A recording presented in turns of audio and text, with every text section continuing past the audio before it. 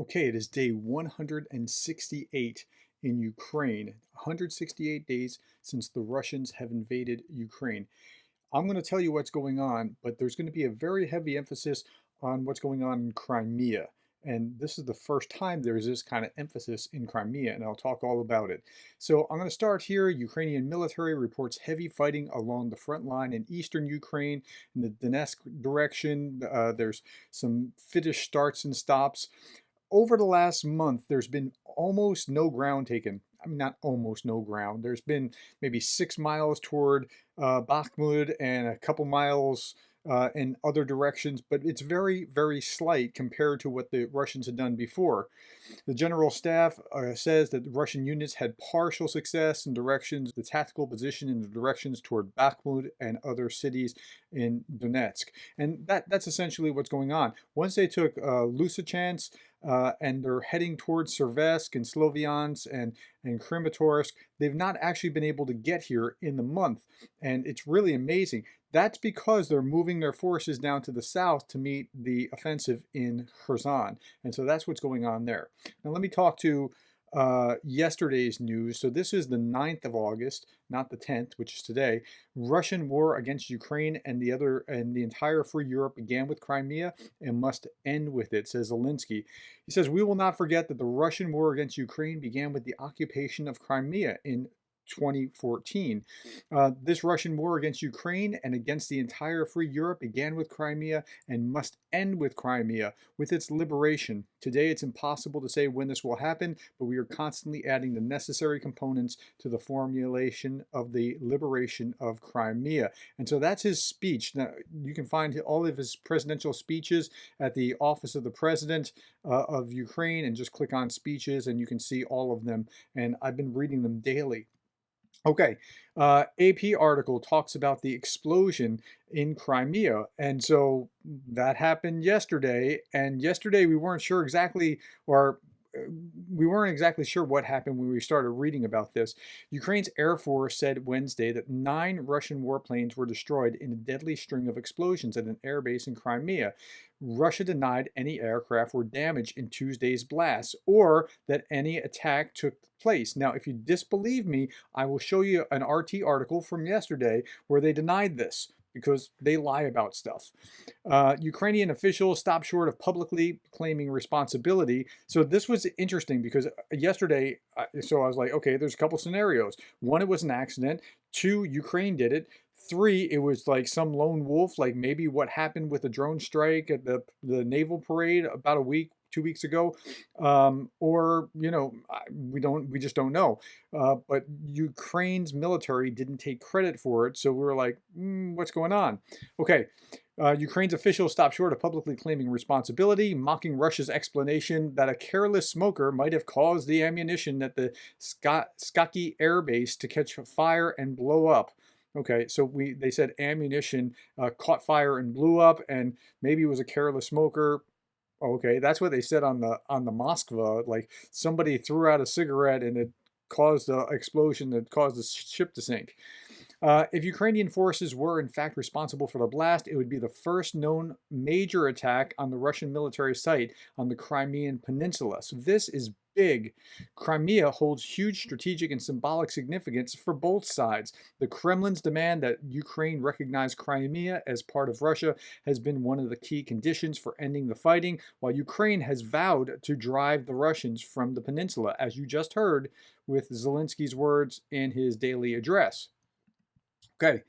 One last thing, but Russian authorities sought to downplay the explosions on Wednesday, saying all hotels and beaches were unaffected on the peninsula, which is a popular tourist destination for many Russians. Okay, that's AP. Let's look at Radio for Europe. Recapturing Crimea is now in focus. The leader of the Crimean Tatars self-governing body says something here, and no, that's important because the Russians deported most of the Tatars back in the like 1950s or something. And this is like, look into this and you'll see some, there's a lot of history going on this peninsula. The head said Russian aggression began there and must end with the liberation of Crimea. He also said that people who arrived in Crimea after Moscow's 2014 annexation are in a panic. Wow, how about that? Ukraine, because they didn't think that this special military operation was going to spill over there, and it's going to. Ukrainian officials have stopped short of publicly claiming responsibility, but the Air Force said on August 10th that 9 Russian warplanes were destroyed. That's a whole lot different than some ammunition dump. Russia denied any aircraft were damaged in the blast. At least they did at first, but they usually deny stuff and then they lie about it and then they lie about it some more and then they admit something a little bit later. Crimea has so far escaped heavy fighting, and officials in Moscow have warned Ukraine that any attack there would trigger massive retaliation, including strikes on decision making centers in Kyiv. Okay, but you're already striking all over the country. You're already sending missiles to places like Kyiv on a regular basis. So I'm not sure how that threat is going to be any big threat. New York Times quoted an unnamed senior Ukrainian military officer with knowledge of the situation as saying that Ukrainian forces were behind the Crimean explosion. And I read something yesterday where they hinted toward that, and I was like, wow, that's really interesting. So here's Radio Free Europe and their picture of it. This is what's going on there. Let me see if I can make this play.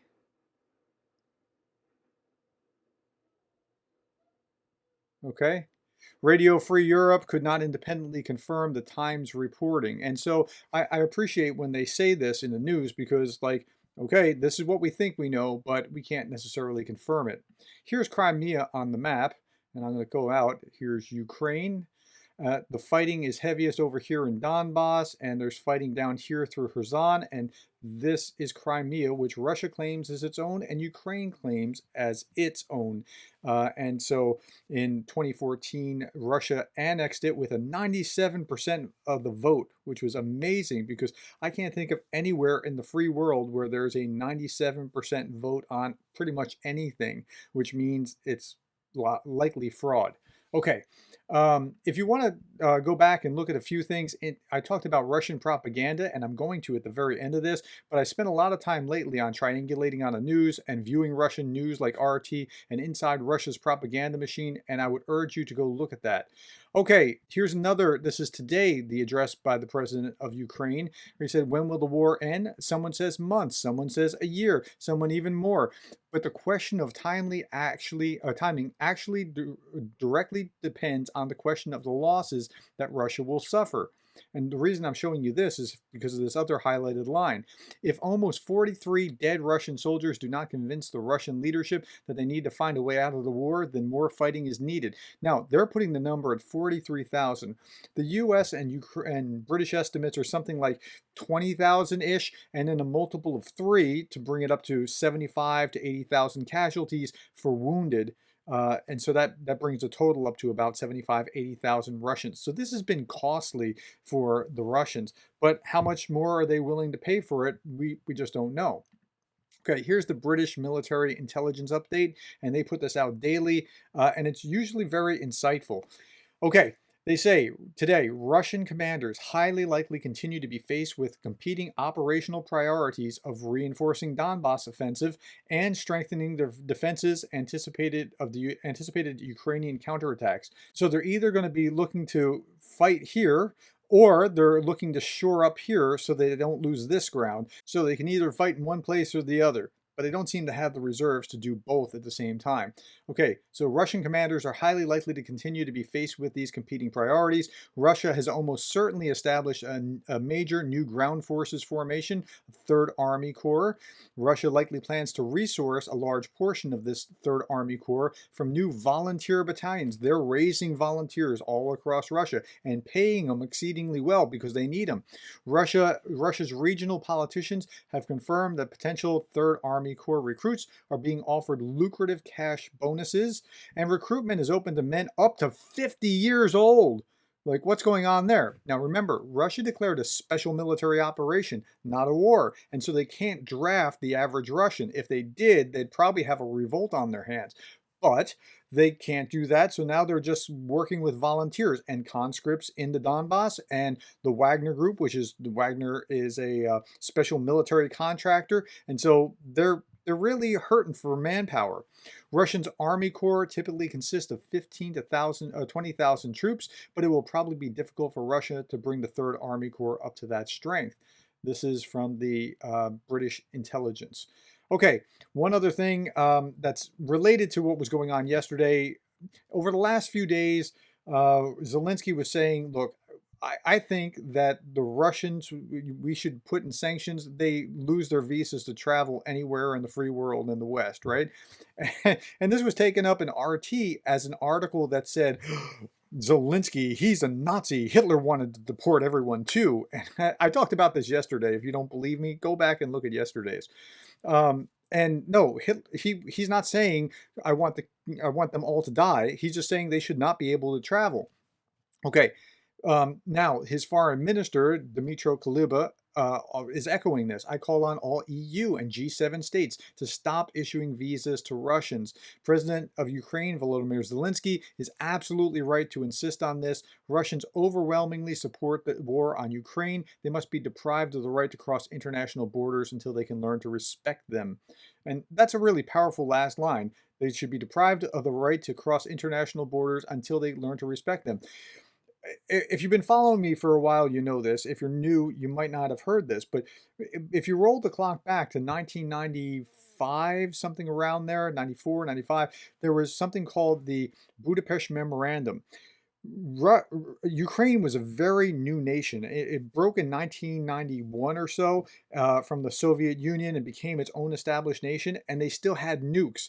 And so the US, the UK, Russia, and Ukraine came together, made a deal that if you give up these nuclear weapons, we will secure your borders. Again, the countries that were the guarantors of Ukraine's sovereignty were the US, the UK, and Russia. Russia was supposed to be guaranteeing Ukraine's borders, and Russia is the aggressor here. Okay, as I do normally, here's some interesting articles from RT. RT is Russia Today. Russia Today has a terrible ability to twist the news, and so here is some of their fun. This is state-run media with a 12% credibility score from an organization that looks at media. I talked about that yesterday. Again, you can go back. Russia summons UN Security Council over nuclear energy. Russia has summoned the emergency session of the UN Security Council to discuss the situation in Ukraine's Zaporizhzhia nuclear power plant, which has been the subject of regular shelling attacks. Okay, it's to learn about Ukrainian provocations. Again, it's a he said. The Ukrainians are saying the Russians did it. The Russians are saying that Ukraine did it. This is the power plant. There are 6 terminals or nuclear power plant generators, or what, I don't know what you call, what the term is exactly, but it's the largest in Europe. And there's been shelling nearby because the Russians are sending their artillery from nearby. Now, it only makes sense that it would be the Ukrainians shelling. However, Ukrainians would want to shell the Russians, and that makes sense. However, they also don't want to blow up their own territory and have a massive mushroom cloud and a radius blast of hundreds of miles of contamination. So it doesn't make sense that the Ukrainians would do it. It doesn't make sense that the Russians would fire on themselves, except they've done false flag operations before. So it's an open question what has happened yet, and we're trying to get to the bottom of it. Russia says that Ukraine has been responsible for a series of drone attacks and artillery strikes. Originally, it was a rocket attack, like a rocket launcher, not a drone attack, but okay. Kyiv denies the allegations and claims that Russia has shelled the facility itself to discredit Ukraine. Both Kyiv and Moscow stated that they were eager for a proposed inspection to take place. Now, this is the key line. However, it has yet to materialize due to security concerns. Just like Russia has called for inspection of the prisoner of war camp where 53 Azov fighters were killed in a mysterious explosion that they blamed on Ukraine, and 75 injured. But Russia hasn't let the UN inspectors in or the Red Cross in, so we can't determine, was it really a rocket attack, as the Russians claimed, or was it an explosion from within, as the Ukrainians claimed. But they won't let them in, and that's really the misery. However, it has yet to materialize due to security concerns. So they can say it all day long as they don't have to pony up. Okay, here's another interesting article from RT. The West would fight Russia to the last Ukrainian. Okay, Ukraine's leadership has sold out its own people to fight on behalf of NATO against Russia. Sergei Korenko, the deputy head of the administration of Russian President Vladimir Putin, said. Okay, I think from the Ukrainian position, they're not seeing themselves as selling out on behalf of NATO. They're seeing NATO, thank you for supplying these weapons so that we can defend ourselves. I'm pretty sure that that's the way that Ukrainian government sees this. We understand very well that we are not fighting against Ukraine and the Ukrainian territory, and certainly not against the Ukrainian people. The entire NATO bloc is at war with Russia and Ukraine with Ukrainians' hands. Well, um, kind of. The Ukraine has been supplied with NATO weapons, but you're not fighting NATO. If you were fighting NATO, this would be a whole different ballgame. If NATO military was on the ground in Ukraine fighting you, it'd be a whole different process. But let's just say, but they are fighting them with Ukrainian hands, and that's true. There is somewhat of a proxy war, and you started on February 24th. On February 23rd, the U.S. particularly was like, I hope this doesn't happen. I hope this doesn't happen. Ukraine was even more, but in the U.S. we were like, no, Putin wouldn't be that crazy, would he? We were hoping it wouldn't happen, but now it happened, and it's because you started it. He blamed the government in Kyiv for the violence. Again, you crossed their lines and you're blaming them for this. And this is what happens a lot in RT. The Russians blame the Ukrainians for the very things that the Russians are doing. Okay, let's move on to the next article.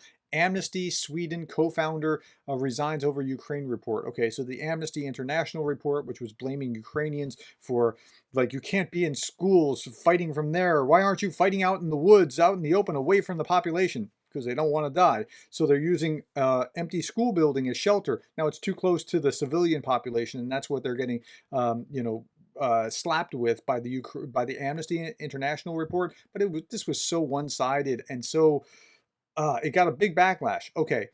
Per Watsberg, who co-founded the Swedish branch of Amnesty International, resigned from the organization on Wednesday. His departure was due to Amnesty's report about the conflict in Ukraine. Okay, Amnesty, now watch what they do. They got mileage out of the report. They got mileage out of the apology because they quoted selected pieces of the report. And even here, when somebody resigns, they're still putting forward these slices of the report that are making the Ukrainians look bad and making them look good. I mean, it's propaganda. And then this is picked up by other news media. So Amnesty has faced a torrent of criticism after publishing a report on August 4th that said that Ukraine was, now listen, deliberately placing troops in military vehicles in residential areas and hospitals. The report was based on research in eastern Ukraine from April to July. Now, that's what was in the report, and that's what got the criticism, but they're not worried so much about that. They're quoting now more of that same thing. We have documented a pattern of Ukrainian forces putting civilians at risk and violating the laws of war when they operate in populated areas, Amnesty International Secretary General Agnes Callamard said at the time. So they're just repeating the same stuff, even though it was severely criticized as being one-sided by the West. While NGOs had since apologized for the distress and anger caused by their press release, it has not disavowed the report. Okay, so again, there's mileage for the report, there's mileage for even the apology, there's mileage again. Anytime somebody, like, if anybody else resigns, they'll carry the same article with the same kind of message. Okay, last bit from RT. Several blasts rock Crimea with videos. So here's the videos. You can see the video in the background of what happened in Crimea. But I want you to listen to how RT explained this. This was yesterday before it looks like, yeah, Ukraine did do it. Watch. A Russian military airbase was at the center of several blasts that occurred in Crimea on Tuesday. Officials in Moscow have attributed the explosions to an accidental detonation of the ammunition, insisting that the installation had not been attacked. An accidental detonation that struck 9 warplanes? Really? That seems like maybe not. Now they didn't release that amount of information yesterday. That information is today. The predominantly Russian-speaking Crimea used to be part of Ukraine, but joined back in March 2014 with a gun to their head when there was a sham election. But they're not saying that part. Back in March of 2014, following a referendum, 97%, really? I'm like, is there election anywhere outside something that's fixed that's 97%? By the way, the only two US presidents that got more than 60% of the vote ever were like Lyndon Johnson and I'm trying to remember who else, one other. Um, it wasn't Reagan. Okay, so there were Nixon, Lyndon Johnson and Nixon. In the free world, in the US, a US presidential election, one side doesn't get more than about 60% of the vote, except for twice in all of US history, and you think a 97% referendum is going to pass the sniff test? Come on. Okay, March 2014, following a referendum on reunification, which came after the Maidan coup in Ukraine, or in Kiev. The Maidan revolution, they call a coup. Okay, at any rate, the incident occurred in the village of Novodorovka, where a Russian military airbase is situated. Just happens to be situated there. The official said a 5-kilometer zone around the epicenter had been cordoned off by police in order to ensure that local residents don't get injured and nobody actually finds out what happened. Okay, Russia's Tourism Industry Association posted a message on its Telegram channel advising that, according to preliminary information, the explosion happened far away from the tourist zone with no casualties among holidaymakers. Now, this is the best line of the whole thing. Moscow's military insists that its installation did not come under fire. Now, today we know that it did in some way. Like, we're not exactly sure who did it or how they did it or what weapons they used, but it did. The statement added that the incident has not led to any casualties among personnel, there was, or any damage to military aircraft stationed there. At the airbase, there were 9. So again, the Russians lie as a pattern, and then later on, truth gets kind of pushed out of them. So that's what's going on in Crimea. And again, you can see the video here on RT. They're playing it for you. Okay, that's not a small explosion. Okay, so that is what happened in Crimea today. It is the 168th day since the Russian invasion. Hey, listen, if you are still here, if you have listened to all this and you've gotten to the end, please consider subscribing. I do these daily, and I'm just trying to keep people informed, anybody who wants to understand what's really going on in Ukraine.